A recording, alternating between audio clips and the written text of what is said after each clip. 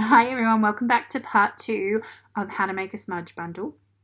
So now we've got our smudge bundle made and we're fast forwarding a few weeks and we've got this lovely dry bundle. So this is one that I've already burnt.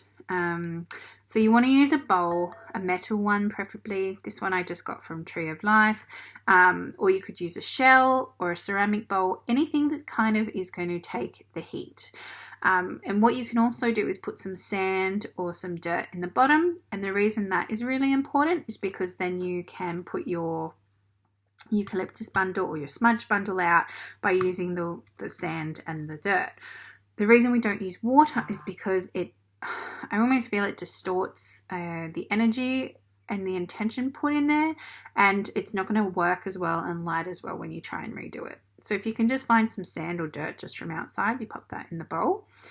So how I typically do it is we're going to light. So the first time you light it, it's going to take a few times before it actually works, just because the leaves are still getting used to being burnt, I guess, for lack of a better description.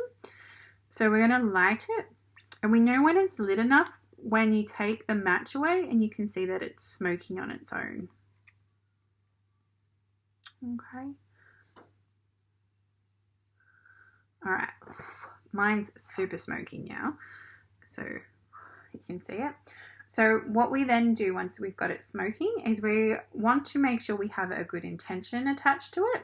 So it might be that you want to dispel any negative energy in your house. So I would like to bring in peace and love, and any energy that doesn't belong, leave this house. Or I ask that any energies that no longer belong here be transmuted in love and light. Whatever it might be, you're going to think and say this as you walk around your house. So you can do this in your office as well. It doesn't normally set off smoke alarms, I do this all the time, but just be mindful if it is an inferno, you want to put it out quickly, which is why I could tap the bowl. You might also find parts start to drop off as it burns further down, so you want to have something that can catch it. So what we need to do clear the area is we normally start at the front door or the point of entrance, and then we're going to walk around clockwise. You want to try and get all the little nooks and crannies. Try and make sure your windows are open and your doors as well, just so that energy has somewhere to transmit to. And then once you've walked around the house twice, you might need to light it again. Sometimes when there's more energy in a certain area, it will almost, I can only describe it as suck the flame out, or it might just be needs another light. So I almost walk around with some matches in my pocket just to keep it relit. So then once that's done and you're happy with it, you're going to put it out in your sand and your dirt and just make sure it's not smoking anymore. Another way you can burn, if you like, if you don't want to do it that way, is you can actually break off bits of your bundle and put it in your bowl, and then you can light that.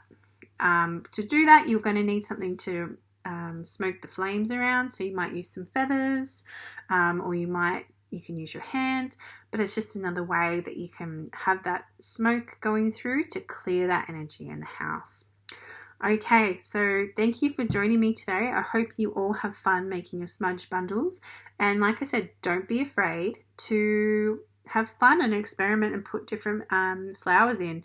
And yeah, my only advice is to make sure that the flowers and all the leaves are fresh. Otherwise, you're going to have a really hard time actually manipulating it to how you want it to go. Thank you, everyone. I'll see you again soon.